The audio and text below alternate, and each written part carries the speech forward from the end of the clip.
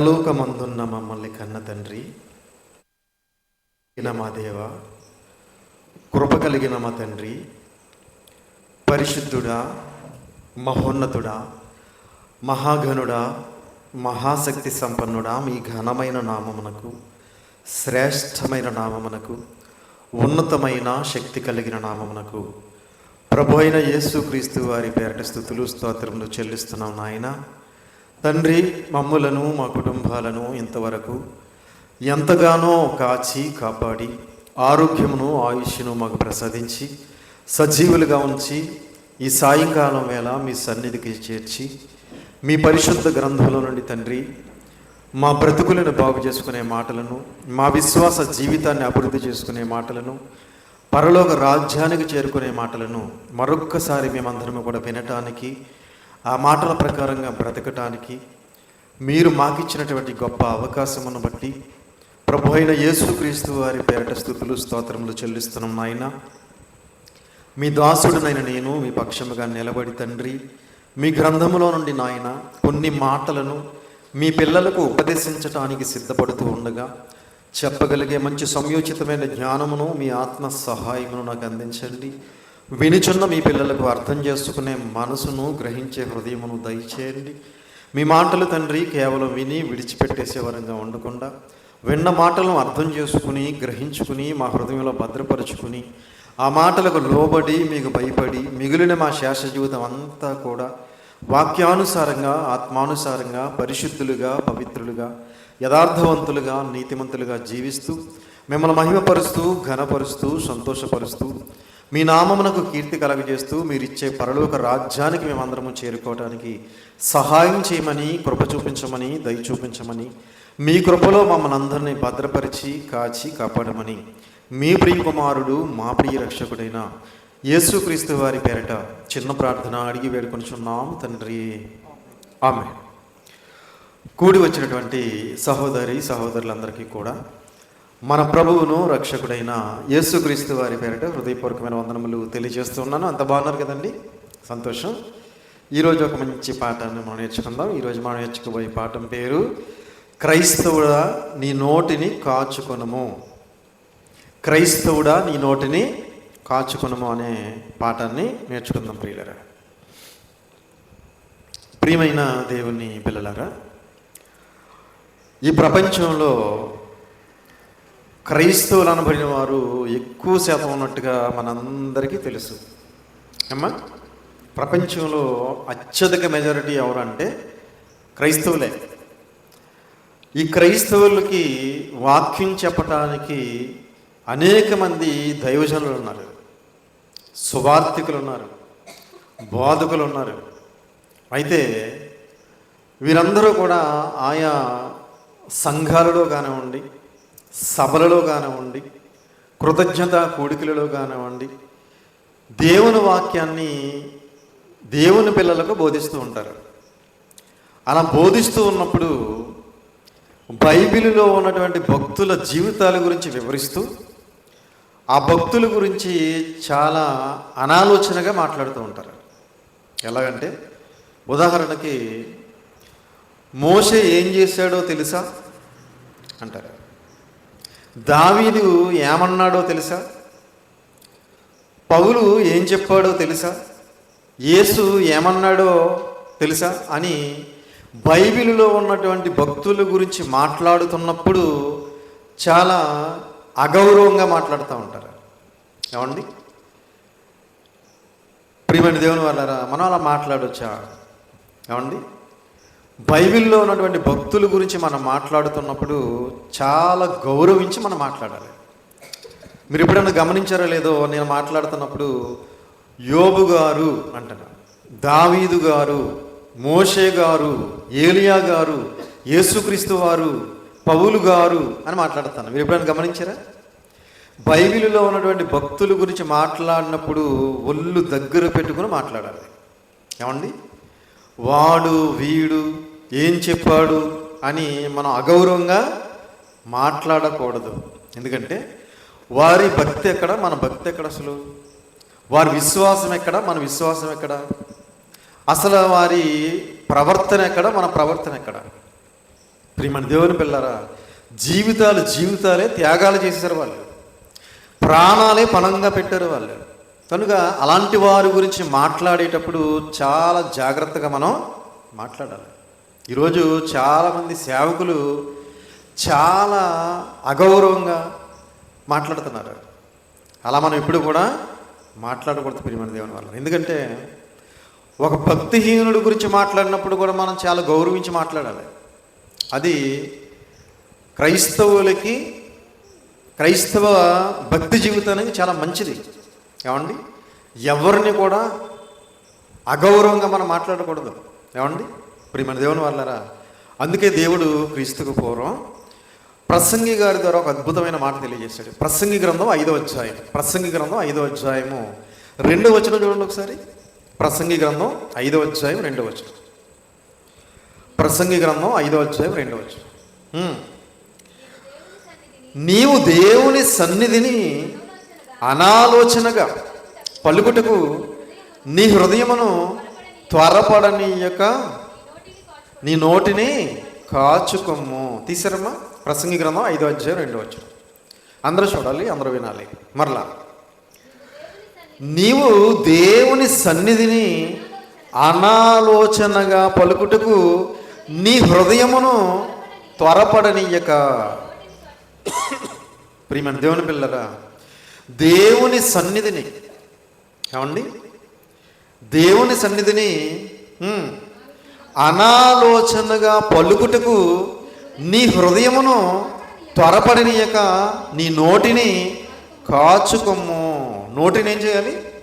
కాచుకోవాలి. నువ్వు ఒకవేళ అనాలోచనగా మాట్లాడుతున్నావేమో, అగౌరవంగా మాట్లాడుతున్నావేమో, అవివేకంతో మాట్లాడుతున్నావేమో, అవహేళనగా మాట్లాడుతున్నావేమో, నీ హృదయమును త్వరపడనీయక నీ నోటిని కాచుకోము అన్న. కాచుకోవాలి నోటిని. నోరుంది కదా నీ ఇష్టం వచ్చినట్టుగా మనం వల్గర్గా మాట్లాడకూడదు. ఏమండి ప్రియమైన దేవుని వల్లరా, చాలామంది సేవకులండి, చాలామంది దైవజనులు అనబడుతున్న వారు వాళ్ళకి నచ్చినట్టుగా మాట్లాడేస్తూ ఉంటారు. ఏమండి, అలా మాట్లాడవచ్చా?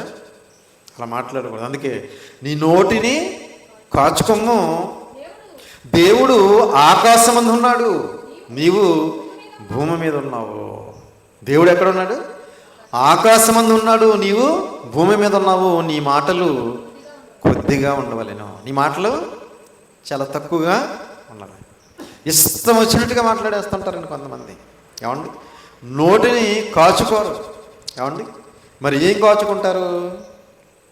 ఏమండి, బట్టలు ఖరీదైన బట్టలు ధరించుకున్నారనుకోండి, అవి పాడైపోకుండా మరకలు పడకుండా కాచుకుంటారు. ఏమండి, ఏదైనా ఒక విలువైన వస్తువు ఉందనుకోండి, దాన్ని కాచుకుంటారు పాడైపోకుండా. ఇప్పుడు కొత్తగా కారు కొన్నారనుకోండి, కారు మీద ఎక్కడైనా గీతలు అడిపోతాయేమని జాగ్రత్తగా కాచుకుంటారు. కొత్తగా టైల్స్ వేస్తారు కదా ఇంట్లో, అప్పుడు మరి ఏది పడితే అది గబగబా లాక్కెళ్ళిపోరు. ఎందుకంటే గీతలు అడిపోతాయేమని చాలా జాగ్రత్తగా కాచుకుంటారు. అంటే వస్తువులు కాచుకోవటం తెలిసింది కానీ నోటిని కాచుకోవటం తెలియలేదు. ఏమండి, చాలామంది క్రైస్తవ్యంలో కూడా విచ్చలవిడిగా మాట్లాడతారండి బయట. దేవుని సన్నిధిలో అనాలోచనగా పలకొద్దు అన్నాడు కాబట్టి దేవుని సన్నిధిలో చాలా జాగ్రత్తగా ఉంటారు. బయటికి వెళ్ళిన తర్వాత చాలా భయంకరంగా మాట్లాడుతూ ఉంటారు. ఇప్పుడు దేవుని సన్నిధి అంటే ఇక్కడ దేవుడు ఉంటాడనే ఆలోచన ఉంది. మరి బయటికి వెళ్తే అక్కడ దేవుడు ఉన్నాడా? బయటికి వెళ్తే దేవుడు ఉన్నట్టు, చర్చిలో మాత్రమే దేవుడు ఉంటాడు అన్నట్టుగా చర్చిలో ఉన్నంతసేపు మాత్రం చాలా జాగ్రత్తగా మాట్లాడతారు. బయటికి వెళ్ళిన తర్వాత మాత్రం చాలా భయంకరంగా మాట్లాడుతూ ఉంటారు.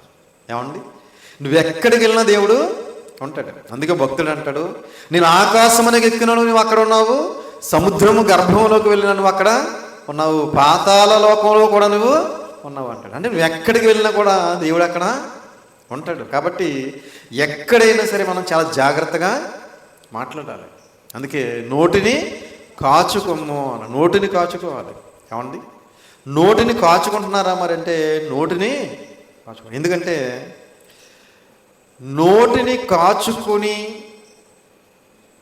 చాలా తక్కువగా మాట్లాడి భక్తి జీవితాన్ని కాపాడుకుని విశ్వాస జీవితాన్ని కాపాడుకుని పరలోకం వెళ్ళాలనే ఆలోచన ఈరోజు ఎవరికి లేదు. ఏమండి, నోటికి ఏ మాట వస్తే ఆ మాట మాట్లాడేస్తూ ఉంటారు.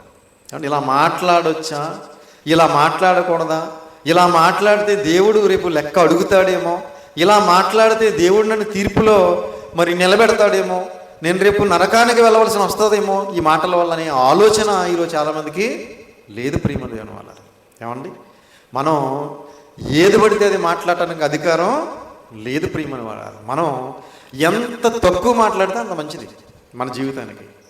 అవసరాన్ని బట్టి మనం మాట్లాడాలి తప్ప అనవసరమైన మాటలు మనం మాట్లాడకూడదు. అందుకే సామెతల గ్రంథంలో దేవుడు సొలొమోను గారి ద్వారా ఒక అద్భుతమైన మాట చెప్పాడు చూడండి. 13వ అధ్యాయం, సామెతల గ్రంథం 13వ అధ్యాయము 3వ వచనం చూడండి.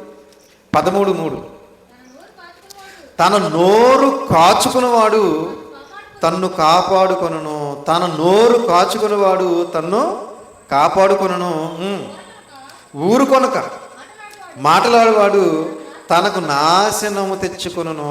తన నోరు కాచుకున్నవాడు తన్ను కాపాడుకొనును. మన నోటిని కనుక మనం అదుపులో పెట్టుకుంటే మనల్ని మనం కాపాడుకుంటామట. ఏమండి, మన నోటిని మనం ఏం చేయాలి? కాచుకోవాలి. ఏమండి, ప్రియమైన దేవుని పిల్లలారా, నోటిని కాచుకోవాలనే సంగతి చాలామందికి తెలియదండి. ఏమండి, నోటిని కాచుకోవాలి, నోటిని అదుపులో ఉంచుకోవాలి, నోటికి కళ్ళెం పెట్టాలనే సంగతి చాలామందికి తెలీదు.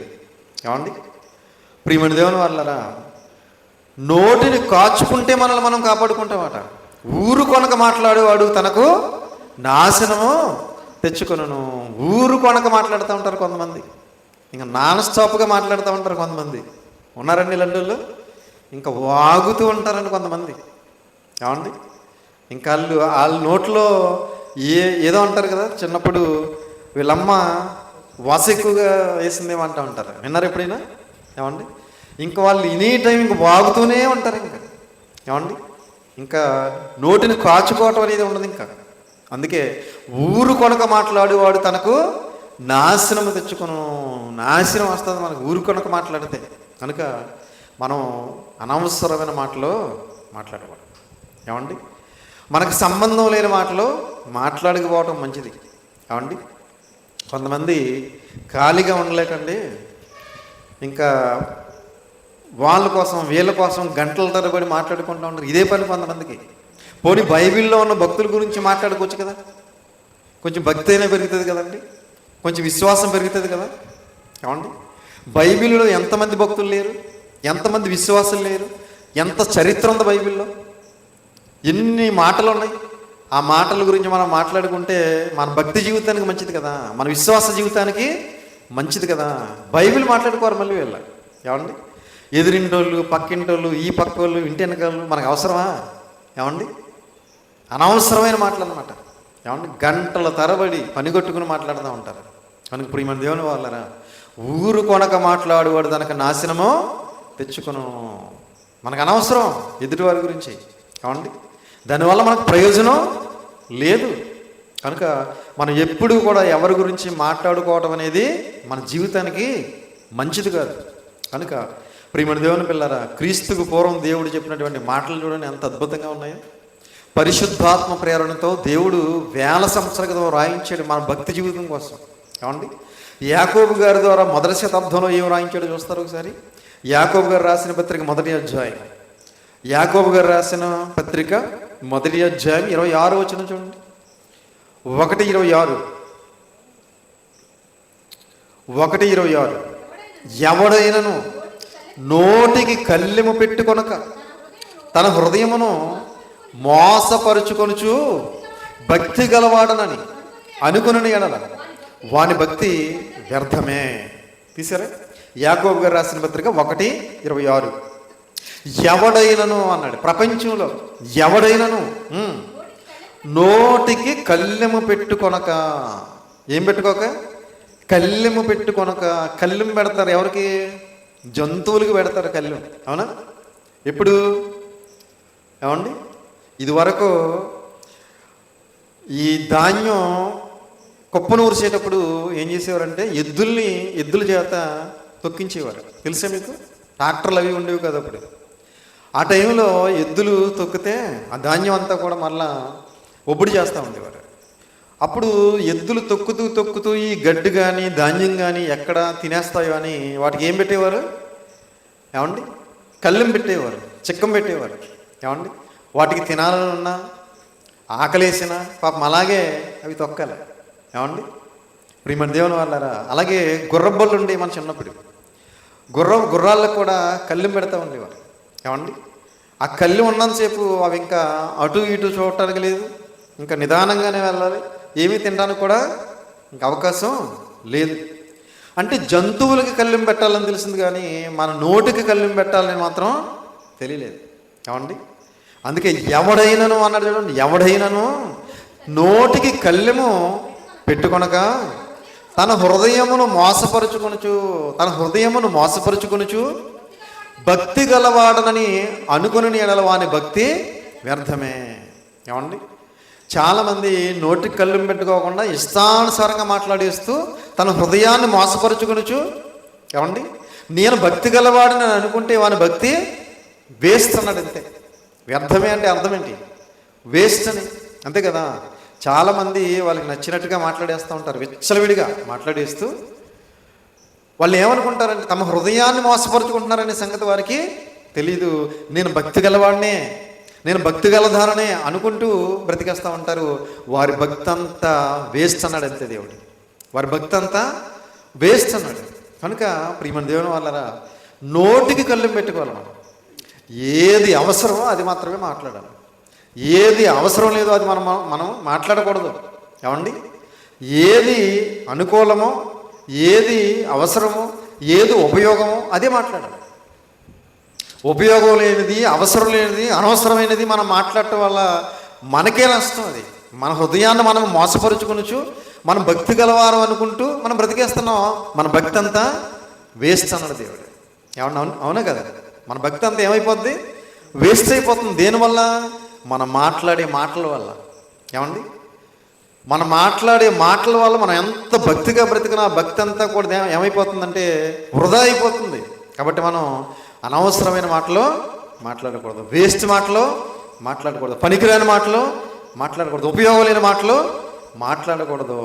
ఏ మాటలు అయితే అవసరమో ఆ మాటలే మనం మాట్లాడాలి. అందుకే సామెతల గ్రంథంలోనే దేవుడు ఒక మంచి మాట తెలియజేశాడు. చూడండి, 17వ అధ్యాయం, సామెతల గ్రంథం 17వ అధ్యాయం 27వ వచనం.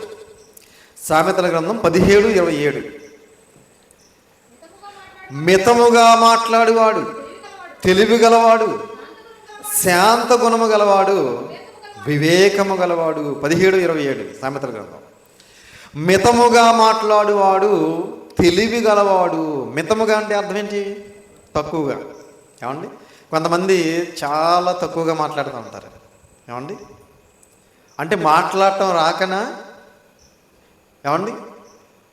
చాలామంది, కొంతమంది మీరు గమనించారో లేదో, సైలెంట్గా ఉంటారు, ఎక్కువ మాట్లాడరు, చాలా తక్కువ మాట్లాడుతూ ఉంటారు. ఏమండి? గమనించారు మీరు ఎవరినైనా? అంటే వాళ్ళు ఎవరన్నమాట? తెలివైన వాళ్ళు అని చెప్తుంది బైబిల్. మితముగా మాట్లాడువాడు తెలివి గలవాడు. అంటే తక్కువ మాట్లాడేవాడు తెలివైనవాడు, ఎక్కువ మాట్లాడేవాడు ఎవడో? తెలివి తక్కువవాడు. అంతే కదా. ఇప్పుడు తక్కువ మాట్లాడేవాడు తెలివైనవాడు అని దేవుడు చెప్పినప్పుడు ఎక్కువ మాట్లాడేవాడు ఎవడని అర్థం? తెలివి తక్కువడని అర్థం. కాబట్టి మనం ఎక్కువగా మాట్లాడకపోవటం మంచిది. ఏమండి? మితముగా మాట్లాడువాడు తెలివి గలవాడు, శాంత గుణము గలవాడు, వివేకము గలవాడు. శాంత గుణం ఎవరికి ఉంటుందండి? శాంత గుణం గలవాడు ఎవరట? వివేకము గలవాడు అని రాయబడి. అంటే శాంత గుణం అనేది ఉండాలి మనలో. శాంత గుణం అంటే ఏమండి? తగ్గించుకునే గుణం ఉండాలి మనలో. ఏమండి? శాంతమూర్తి అంటూ ఉంటాం కదా, ఈయన శాంతమూర్తి అండి అంటూ ఉంటాం. అంటే చాలా తగ్గింపు తత్వం కలిగిన వాడు. ఏమండి? శాంత గుణము గలవాడు, వివేకము గలవాడు అన్నాడు. మితముగా మాట్లాడేవాడు తెలివి గలవాడు, శాంత గుణము గలవాడు, వివేకము గలవాడు. ఈ లక్షణాలు, ఈ గుణాలు మనలో కనబడాలి ప్రియమైన దేవుని వాళ్ళ. కాబట్టి మనం ఎక్కువగా మాట్లాడాలి. విస్తారమైన మాటలలో దోషం ఉండకపోదు అంటాడు ఇదే సామెతల గ్రంథంలో. విస్తారమైన మాటలలో దోషం ఉండకపోదు అంటే నువ్వు ఎక్కువగా మాట్లాడుతున్నావు అంటే అందులో ఏమొచ్చేస్తే దోషాలు వచ్చేస్తాయి. ఏమండి, విస్తారమైన మాటల్లో దోషం ఉండకపోదు. అంటే విస్తరించి మనం మాట్లాడకూడదు, అవసరాన్ని బట్టి మనం మాట్లాడాలి. ఏమండి, ఉపయోగకరమైన మాటలు మాత్రమే మాట్లాడాలి. చాలామంది వాగుడు గయలుగా వాగుతూ ఉంటారు. ఇంకా ఏమంటే కొంతమంది నైటు పెళ్ళిళ్ళకి మీరు గమనించారో లేదో, నిద్రపోరండి వాళ్ళు. ఎక్కడెక్కడియో జ్ఞాపకం తెచ్చుకుని మరి పక్కోడిని నిద్రపోనేవారు. ఏమండి, పక్కోళ్ళు నిద్రపోనేవారు. అక్కడ అలా జరిగింది, ఇక్కడ ఇలా జరిగింది, ఆ పెళ్ళిలో అలాగా, ఈ ఫంక్షన్లో ఇలాగని పాతయన్నీ పట్టుకొచ్చి వీళ్ళు నిద్రపాటు చేస్తూ ఉంటారు. ఏమండి, అవసరమయ్యన్నీ అవసరం లేదు, కానీ అవసరం ఉన్నట్టుగా మాట్లాడుతూ ఉంటారు. ప్రియమైన దేవుని వాళ్ళారా, మనం అందరము కూడా అనవసరమైన మాటలు మానేసి అవసరమైన మాటలు మాట్లాడాలి. ఒక వ్యక్తిని దేవునికి దగ్గర చేసే మాటలు మాట్లాడాలి. ఒక వ్యక్తి భక్తి జీవితం అభివృద్ధి చెందే మాటలు మాట్లాడాలి. ఒక వ్యక్తి విశ్వాసంలో విజేతగా నిలబెట్టే మాటలు మాట్లాడాలి. ఒక వ్యక్తి దేవుని కోసం ఉన్నతంగా బ్రతికే మాటలు మాట్లాడాలి. ఒక వ్యక్తి పరలోకానికి వెళ్ళే విధమైన మాటలు మాట్లాడాలి తప్ప పనికిరాని పాత రోత జీవితం అంతా చెప్పుకోవటం వల్ల ఉపయోగం ఏముంది? ఏమైనా ఉపయోగం ఉందండి? ఎక్కడెక్కడో ఏదో జరిగింది, అక్కడ ఇలా చేస్తాం కదా, అప్పుడు ఇలా జరిగింది కదా, దానివల్ల ఎవరికి ఉపయోగం లేదు. ఉన్న భక్తి కాస్త పోతుంది. ఏమండి, ఉన్న విశ్వాసం కాస్త పోతుంది. కాబట్టి మనం ఎప్పుడు కూడా మన భక్తి అభివృద్ధి చెందే విధంగా మనం మాట్లాడుకోవాలి. మనం దేవునికి దగ్గర అయ్యే విధంగా మనం మాట్లాడుకోవాలి. మనం దేవునిలో నిలబడే విధంగా మనం నిలబెట్టే మాటలు మాట్లాడుకోవాలి. కనుక ప్రియమైన దేవుని వారు, మితముగా మాట్లాడువాడు తెలివిగలవాడు, శాంత గుణము గలవాడు, వివేకము గలవాడు అన్నాడు. అందుకే ఇదే సామెతల గ్రంథం 21వ అధ్యాయంలో ఏం చెప్పాడు చూడండి. సామెతల గ్రంథం 21వ అధ్యాయము 23 వచనం చూడండి. 21, 23. నోటిని నాలుకను భద్రము చేసుకున్నవాడు శ్రమల నుండి తన ప్రాణమును కాపాడుకొనును. 21, 23 అందరూ చూడాలి. నోటిని నాలుకను భద్రము చేసుకున్నవాడు శ్రమల నుండి తన ప్రాణమును కాపాడుకొనును. ప్రియమైన దేవుని వాళ్ళరా, ఏం భద్రం చేసుకోవాలంట? నోటిలో ఉన్న నాలుకను కూడా, ఏమండి, నోటిలో ఉన్న నాలుకను కూడా భద్రం చేసుకోవాలట. మనం ఏం భద్రం చేసుకుంటాం? బంగారం భద్రం చేసుకుంటాం, బట్టలు భద్రం చేసుకుంటాం, దస్తావేజులు భద్రం చేసుకుంటాం, ఇంకా విలువైన వజ్ర వైడూర్యాలు భద్రం చేసుకుంటాం. అవునా? ప్రియమైన దేవుని వాళ్ళరా, అంటే విలువైన వస్తువులన్నీ భద్రం చేసుకుంటాం, కానీ దేవుడు భద్రం చేసుకోమన్నవి మాత్రం భద్రం చేసుకోం. అవునా? నోటిని నాలుకను భద్రము చేసుకున్నవాడు శ్రమల నుండి తన ప్రాణమును కాపాడుకును. అంటే మనకు శ్రమలు వస్తున్నాయంటే కారణం ఏంటి? నోటిని నాలుకను మనం భద్రం చేసుకోవట్లేదు. ఎక్కడో మనం టంగ్ స్లిప్ అవుతున్నాం. ఏమండి, ఎక్కడో ఎవరి గురించో మనం మాట్లాడుతున్నాం, అది అక్కడే ఉండట్లేదు, అది ఎక్కడికి వెళ్తుంది? అలాగా ఎవరి గురించి మనం మాట్లాడామో వాళ్ళ దగ్గరికి వెళ్తుంది. అప్పుడు ఏమవుద్ది? ఏమండి, శ్రమలు వస్తాయి మనకి దానివల్ల. అవునా? మనం మాట్లాడే మాటల వల్లే మనకు శ్రమలు, మాట్లాడే మాటల వల్లే గొడవలు, మనం మాట్లాడే మాటల వల్లే భేదాభిప్రాయాలు, మనం మాట్లాడే మాటల వల్లే విభేదాలు, మనం మాట్లాడే మాటల వల్లే బంధాలు తెగిపోతున్నాయి. అవునా? స్నేహాలు విడిపోతున్నాయి. కనుక ప్రియమైన దేవుని వాళ్ళరా, నోటిని నాలుకను ఏం చేయాలి? భద్రం చేసుకోవాలి. ప్రియమైన దేవుని పిల్లరా, కొంతమంది మాట్లాడే మాటల వల్ల ఎంత నష్టం జరుగుతుందో చెప్పమంటారు? కొంతమంది మాట్లాడే మాటల వల్ల ఆ మాటలు ఎవరి గురించి అయితే మాట్లాడారో వాళ్ళకి తెలిసినప్పుడు వాళ్ళు ఏం చేస్తారో తెలుసండి? దేవుని సన్నిధికి రావడం కూడా మానేస్తూ ఉంటారు. నన్ను ఇంత మాట అన్నారంట, ఇంకెందుకు నేను అక్కడికి వెళ్ళడం దేవుని సన్నిధికి కూడా రావటం మానేస్తూ ఉంటారు. అంటే దేవుని సన్నిధికి రావటం మానేసే మాటలు మనం మాట్లాడాం. ఒకళ్ళు దేవునికి దూరం అయిపోయే మాటలు మనం మాట్లాడడం. దానివల్ల వాళ్ళు ఏమైపోతారు? అలా లోకంలో కలిసిపోయి నరకానికి జారిపోయే ప్రమాదం ఉంది. కనుక ఒక వ్యక్తిని దేవునికి దగ్గర చేసే మాటలు, దేవుని సన్నిధికి నడిపించే మాటలు మనం మాట్లాడాలి తప్ప ఒక వ్యక్తిని దేవునికి దూరం చేసే మాటలు మనం ఎప్పుడు మాట్లాడకూడదు. కనుక ప్రియమైన దేవుని పిల్లరా, అందుకే ఏమంటున్నాడు చూడండి, నోటిని నాలుకను భద్రము చేసుకుని వాడు శ్రమల నుండి తన ప్రాణమును కాపాడుకొనును. ప్రియమైన దేవుని పిల్లరా, మనం ఎప్పుడు కూడా ఎదుటివారికి మేలు కలిగించే మాటలే మాట్లాడాలి. అందుకే పౌలు గారు అంటారు, ఎఫెసీ పత్రిక 4వ అధ్యాయం 29వ వచనంలో ఒక అద్భుతమైన మాట చెప్తున్నారు చూడండి. పౌలు గారు ఎఫెసీలకు రాసిన పత్రిక 4వ అధ్యాయం 29. ఎఫెసీయులకు రాసిన పత్రిక 4వ అధ్యాయం 29. వినువారికి మేలు కలుగునట్లు అవసరమును బట్టి క్షేమాభివృద్ధికరమైన అనుకూల వచనమే పలుకుడి కానీ దుర్భాష ఏదైనాను మీ నోట రానీయకుడి. ఎంత బాగుంది చూడండి ఈ మాట. వినువారికి 4:29. అవునండి, ఎఫెసీ పత్రిక 4:29. వినువారికి మేలు కలుగునట్లు అంటే మనం మాట్లాడితే వినేవాడికి ఏం కలగాలి? మేలు కలగాలి, కీడు కలగటం కాదు. ఏమండి, బాధ కలగటం కాదు. ఏమండి, ఏం కలగాలట? మేలు కలగాలి. వినువారికి మేలు కలిగినట్లు అవసరమును బట్టి క్షేమాభివృద్ధికరమైన అనుకూల వచనమే పలుకుడి కానీ. అంటే క్షేమాభివృద్ధి కలిగించే అనుకూల వచనం పలకాలి మనం. ఏమండి, ఏం పలకాలి? క్షేమాభివృద్ధి. మనం మాట్లాడితే వాళ్ళు క్షేమం కోరే విధంగా ఉండాలి, వాళ్ళకి మేలు కలిగే విధంగా ఉండాలి. క్షేమాభివృద్ధికరమైన అనుకూల వచనమే పలుకుడి కానీ మీ నోట దుర్భాష ఏదైనానో రానీయకుడి. దుర్భాష అంటే అర్థం ఏంటి? ఏమండి, పనికిరాని భాష, పనికిరాని మాటలు. ఏమండి, అనవసరమైన మాటలు, వ్యర్థమైన మాటలు, గర్వంతో కూడిన మాటలు, మూర్ఖత్వంతో కూడిన మాటలు, కొంతమందిని దేవునికి దూరం చేసే మాటలు. ఇలాంటి మాటలు ఇవి కూడా మనం మాట్లాడకూడదు అన్నాడు. అవసరమును బట్టి, అది కూడా అవసరమును బట్టి క్షేమాభివృద్ధికరమైన అనుకూల వచనమే పలుకుడి కానీ దుర్భాష ఏదైనా మీ నోట రానివ్వకుడి. ప్రియమైన దేవుని వాళ్ళరా, మనం ఎప్పుడు కూడా మన నోటంటే వచ్చే మాటలు మనకి ఎదుటివారికి మేలు చేసే మాటలే మాట్లాడాలి, ఎదుటివారికి క్షేమాభివృద్ధి కలుగజేసే మాటలు మాట్లాడాలి, ఎదుటివారిని దేవుళ్ళలోకి నడిపించే మాటలు మాట్లాడాలి. కాబట్టి మనం ఇప్పుడు కూడా అనవసరమైన మాటలు మాట్లాడకూడదు, ఉపయోగం లేని మాటలు మనం ఇప్పుడు కూడా మాట్లాడకూడదు. దేవుడికి ప్రతి మాటకి మనం లెక్క చెప్పాలనే సంగతి గుర్తున్నప్పుడు మన నోటికి మనం ఏం చేస్తాం? కళ్ళెం పెట్టుకుంటాం, మన నోటిని మనం అదుపులో పెట్టుకుంటాం, మన నోటిని మనం కాచుకుంటాం. ఇప్పుడు లెక్క చెప్పాలి అనే సంగతి మనకు గుర్తున్నప్పుడు, లెక్క చెప్పాలనే సంగతి గుర్తులేనప్పుడు ఏం చేస్తాం? మనకు నచ్చినట్టుగా విచ్చలవిడిగా మాట్లాడతాం. అందుకే యేసుక్రీస్తు వారు అంటారు, వ్యర్థమైన ప్రతి మాటను గురించి మీరు విమర్శ దినమన లెక్క చెప్పవలసి ఉండును అన్నాడా? అన్నారు. విమర్శ దినం అనేది ఒకటి ఉంది, అదే తీర్పు దినం. ఆ తీర్పు దినాన్ని మనం మాట్లాడినటువంటి ప్రతి వ్యర్థమైన మాటకి లెక్క చెప్పాలి.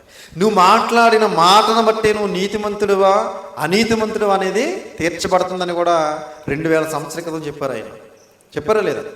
నువ్వు మాట్లాడే మాటలను బట్టి నువ్వు నీతిమంతుడివా అపరాధివా అనేది తీర్చబడుతుంది అన్నారు. కనుక ప్రియమైన దేవుని వాళ్ళరా, మనం ఏ మాట మాట్లాడినా సరే, ఎవరి గురించి మాట్లాడినా సరే, ఎలాంటి మాటలు మాట్లాడినా సరే అవసరాన్ని బట్టి మనం మాట్లాడాలి తప్ప అంతకు మించి మనం ఇప్పుడు కూడా మాట్లాడకూడదు.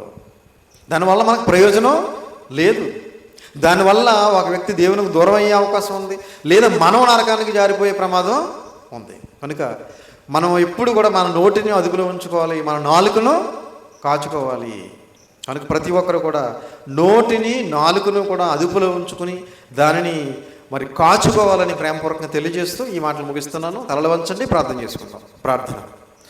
పరలోకమందున్న మమ్మల్ని కన్న తండ్రి, దయగలిగిన మా దేవ, కృప కలిగిన మా తండ్రి, మహోన్నతుడా, మహాగణుడా, మహాశక్తి సంపన్నుడా, మీ ఘనమైన నామమునకు, శ్రేష్టమైన నామమునకు, ఉన్నతమైన నామమునకు, శక్తి కలిగిన నామమునకు ప్రభువైన యేసుక్రీస్తు వారి పేరిట స్తుతులు స్తోత్రములు చెల్లిస్తున్నాం నాయన.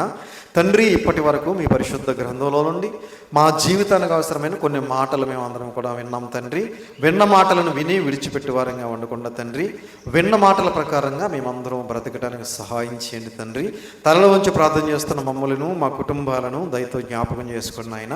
మేమందరము కూడా తండ్రి ఈ లోకంలో ఎంతకాలం అయితే బ్రతకాలని మీ గ్రంథంలో రాసుకున్నారు తండ్రి, అంతకాలము కూడా తండ్రి మీ యందు భయభక్తులు కలిగి విశ్వాసం కలిగి, మీ కుమారుని యందు భయభక్తులు కలిగి విశ్వాసం కలిగి, పరిశుద్ధాత్మ అన్యోన్య సహవాసం కలిగి, పరిశుద్ధులుగా, పవిత్రులుగా, యథార్థవంతులుగా, నీతిమంతులుగా మేమందరము బ్రతకడానికి సహాయం చేయండి నాయన.